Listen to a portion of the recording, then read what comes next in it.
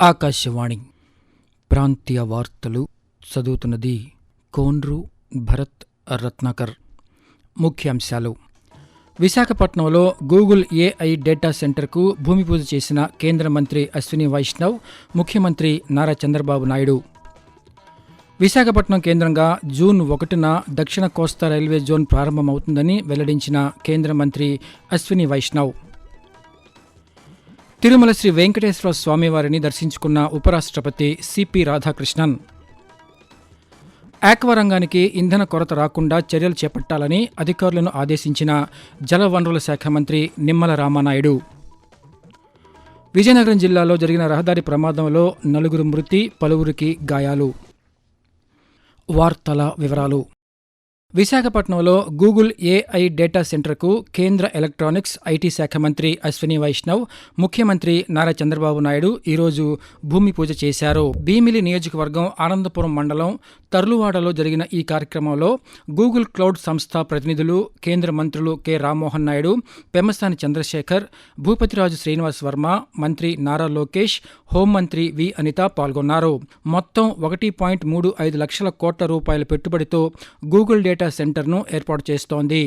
శంకుస్థాపన కార్యక్రమానికి ముందు గూగుల్ ఎక్స్పీరియన్స్ జోన్ను ముఖ్యమంత్రితో కలిసి కేంద్ర మంత్రి అశ్విని వైష్ణవ్ పరిశీలించారు.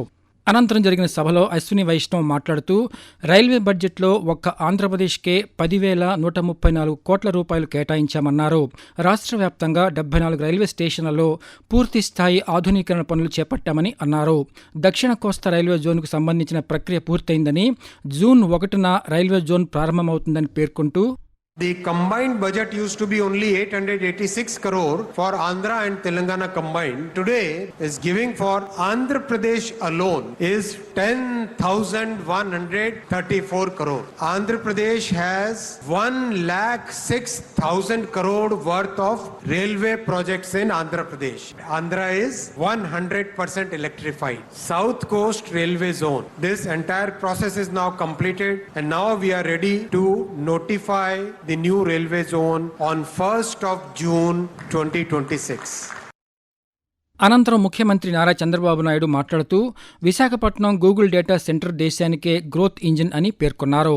విశాఖను గూగుల్ ఎంపిక చేసుకోవడం రాష్ట్రానికి గర్వకారణమని పేర్కొంటూ, ఈ రోజు ఇది కేవలం శంకుస్థాపనే కాదు, ఆంధ్రప్రదేశ్ డిజిటల్ భవిష్యత్తుకి పునాది వేస్తున్నటువంటి రోజు.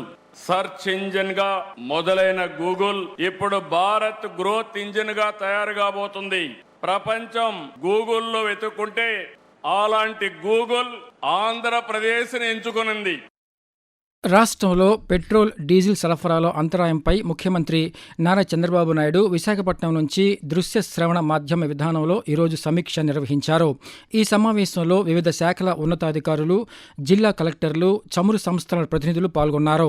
చమురు సంస్థల నుంచి పెట్రోల్ బంకులకు సరఫరాపై అధికారులను వివరాలు అడిగి తెలుసుకున్నారు. నిరంతరం సరఫరా జరిగేలా చర్యలు తీసుకుంటున్నామని అధికారులు తెలిపారు. ఇంధన నిల్వలేని బంకుల సంఖ్య గణనీయంగా తగ్గిందని, ప్రస్తుతం 432 బంకులు మినహా మిగతా అన్ని బంకుల్లో ఇంధనం అందుబాటులో ఉందని అధికారులు ముఖ్యమంత్రికి వివరించారు. ఇంధన సరఫరా పూర్తిగా సాధారణ స్థితికి చేరేంత వరకు నిరంతరం పర్యవేక్షణ కొనసాగించాలని ముఖ్యమంత్రి ఆదేశించారు. క్యూలైన్లు లేకుండా చూడాలని, అవసరమైతే టోకెన్ లేదా స్లాట్ విధానాన్ని అమలు చేయాలని సూచించారు. తిరుమల శ్రీ వెంకటేశ్వర స్వామివారిని ఉపరాష్ట్రపతి సిపి రాధాకృష్ణన్ ఈరోజు దర్శించుకున్నారు. ఆలయానికి చేరుకున్న ఆయనకు రాష్ట్ర దేవాదాయ శాఖ మంత్రి ఆనవ Ramanarayana Reddy, TTD chairman BR Naidu, అర్చకులు ఆలయ మర్యాదలతో స్వాగతం పలికారు. అనంతరం ఉపరాష్ట్రపతి శ్రీ వెంకటేశ్వర స్వామిని దర్శించుకున్నారు. అలాగే వకుళమాత, విమాన వెంకటేశ్వర స్వామి, భాష్యకారుల సన్నిధి, యోగ నరసింహస్వామి ఆలయాలను సందర్శించారు. తరువాత రంగనాయకుల మండపంలో వేద పండితులు ఆశీర్వచనం అందించగా టీటీడీ అధికారులు స్వామివారి చిత్రపటం, తీర్థ ప్రసాదాలు అందజేశారు. ఆకాశవాణి ప్రాంతీయ వార్తలు వింటున్నారు. తూర్పుగోదావరి జిల్లా నిడదవోలు నుంచి విశాఖపట్నం జిల్లాలోని దువ్వాడ వరకు 3వ, 4వ రైలు మార్గాల నిర్మాణానికి కేంద్ర ప్రభుత్వం ఆమోదం తెలిపిందని రాజమహేంద్రవరం పార్లమెంటు సభ్యులు దగ్గుబాటి పురంధేశ్వరి తెలిపారు. ఈ మేరకు సామాజిక మాధ్యమం ఎక్స్ వేదికగా ఆమె ఈరోజు స్పందిస్తూ సుమారు 9,889 కోట్ల రూపాయల వ్యయంతో 198 కిలోమీటర్ల మేర ఈ ప్రాజెక్టు నిర్మించనున్నట్లు పేర్కొన్నారు. ఈ ప్రాజెక్టు ద్వారా విశాఖపట్నం, గంగవరం, కాకినాడ, మచిలీపట్నం పోర్టులకు మెరుగైన రవాణా సౌకర్యం కలుగుతుందని అన్నారు. గోదావరి నదిపై 4.3 కిలోమీటర్ల రైల్వే వంతెన, 3 బైపాస్లు నిర్మించనున్నట్లు వివరించారు. అన్నవరం, అంతర్వేది, ద్రాక్షారామ వంటి పుణ్యక్షేత్రాలకు ప్రయాణం సులభమవుతుందని, ఉత్తరాంధ్ర, గోదావరి జిల్లాల అభివృద్ధికి ఈ ప్రాజెక్టు దోహదం చేస్తుందని, దీనికి ఆమోదం తెలిపినందుకు ప్రధానమంత్రి నరేంద్ర మోదీకి రైల్వే శాఖ మంత్రి అశ్విని వైష్ణవులకు కృతజ్ఞతలు తెలిపారు. ఆక్వా రంగానికి ఇంధన కొరత రాకుండా చర్యలు చేపట్టాలని జలవనరుల శాఖ మంత్రి నిమ్మల రామానాయుడు అధికారులను ఆదేశించారు. పశ్చిమ గోదావరి జిల్లాలో డీజిల్ కొరత, ఇంధన సరఫరాపై జిల్లా కలెక్టర్, జాయింట్ కలెక్టర్లతో నిన్న సమీక్ష నిర్వహించారు. అనంతరం ఆయన పాత్రికేయులతో మాట్లాడుతూ పెట్రోల్ బంకుల్లో సరిపడా డీజిల్, పెట్రోల్ అందుబాటులో ఉండేలా చర్యలు తీసుకుంటున్నామని తెలిపారు.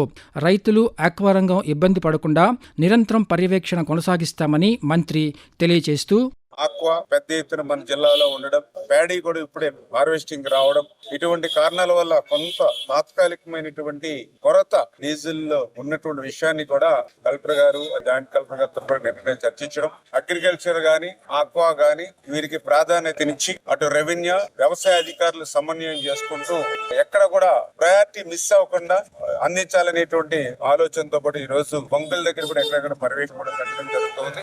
ఖచ్చితంగా 1-2 రోజుల్లోనే ఈ సమస్య పోతుందని భావిస్తున్నాం. రాష్ట్రంలోని ఎన్టీఆర్ వైద్య సేవా ట్రస్ట్ అనుబంధ ప్రైవేట్ ఆసుపత్రులకు బకాయిల చెల్లింపుల కోసం 1,000 కోట్ల రూపాయలను విడుదల చేయాలని ప్రభుత్వం నిర్ణయించిందని వైద్య ఆరోగ్య శాఖ మంత్రి వై సత్యకుమార్ యాదవ్ ఒక ప్రకటనలో వెల్లడించారు.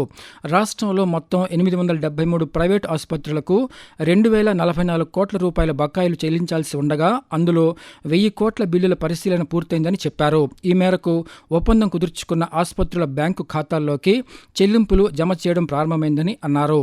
మిగిలిన బకాయిల చెల్లింపులు కూడా దశల వారీగా పూర్తి చేయనున్నట్లు మంత్రి వివరించారు. విజయనగరం జిల్లాలో జరిగిన రహదారి ప్రమాదంలో 4 మృతి చెందారు. పూసపాటిరేగ మండలం పేరాపురం సమీపంలో జాతీయ రహదారి 16పై శ్రీకాకుళం నుంచి విశాఖపట్నానికి వెళ్తున్న కారు అతి వేగంతో వచ్చి రహదారి పక్కన నిలిచిన వ్యక్తులను ఢీకొట్టి అనంతరం లారీని ఢీకొట్టినట్లు పోలీసులు తెలిపారు. అర్ధరాత్రి జరిగిన ఈ ప్రమాదంలో 4 మృతి చెందగా మరొకరు తీవ్రంగా గాయపడ్డారని చెప్పారు. జిల్లా ఎస్పీ ఏఆర్ దామోదర్ ఘటనా స్థలాన్ని పరిశీలించి సహాయక చర్యలను పర్యవేక్షించారు. ఈ ఘటనపై కేసు నమోదు చేసి దర్యాప్తు చేస్తున్నామని తెలిపారు. రోడ్డు ప్రమాదంపై రవాణా శాఖ మంత్రి మండిపల్లి రాంప్రసాద్ రెడ్డి స్పందించారు. బాధిత కుటుంబాలకు సంతాపం తెలిపారు. ప్రయాణికులు జాగ్రత్తగా నియమాలు పాటిస్తూ ప్రయాణించాలని, సురక్షితంగా గమ్యస్థానాలకు చేరుకోవాలని మంత్రి సూచించారు. ప్రముఖ సంఘ సంస్కర్త, నాటక రచయిత కాళ్లకూరి నారాయణరావు జయంతి ఈరోజు. మహాకవి బిరుదాంకితులైన ఆయన 1871 ఏప్రిల్ 28వ తేదీన పశ్చిమ గోదావరి జిల్లా వీరవాసరం మండలం మత్స్యపురి గ్రామంలో జన్మించారు. వరకట్నం దురాచారాన్ని నిరసిస్తూ ఆయన రచించిన వరవిక్రయం నాటకం తెలుగునాట ఎంతో ప్రాచుర్యం పొందింది. సంఘ సంస్కరణ లక్ష్యంగా చింతామణి, మధుసేవ వంటి రచనలు చేసిన కాళ్లకూరి నారాయణరావు 1927 జూన్ 27వ తేదీన తుది శ్వాస విడిచారు. ప్రాంతీయ వార్తలు ముగించే ముందు ముఖ్యాంశాలు మరోసారి. విశాఖపట్నంలో గూగుల్ ఏఐ డేటా సెంటర్కు భూమి పూజ చేసిన కేంద్ర మంత్రి అశ్విని వైష్ణవ్, ముఖ్యమంత్రి నారా చంద్రబాబు నాయుడు. విశాఖపట్నం కేంద్రంగా జూన్ 1న దక్షిణ కోస్తా రైల్వే జోన్ ప్రారంభమవుతుందని వెల్లడించిన కేంద్ర మంత్రి అశ్విని వైష్ణవ్. తిరుమల శ్రీ వెంకటేశ్వర స్వామి వారిని దర్శించుకున్న ఉపరాష్ట్రపతి సిపి రాధాకృష్ణన్. ఆక్వా రంగానికి ఇంధన కొరత రాకుండా చర్యలు చేపట్టాలని అధికారులను ఆదేశించిన జల వనరుల శాఖ మంత్రి నిమ్మల రామానాయుడు. విజయనగరం జిల్లాలో జరిగిన రహదారి ప్రమాదంలో 4 మృతి, పలువురికి గాయాలు. ఆకాశవాణి ప్రాంతీయ వార్తలు ఇంతటితో సమాప్తం.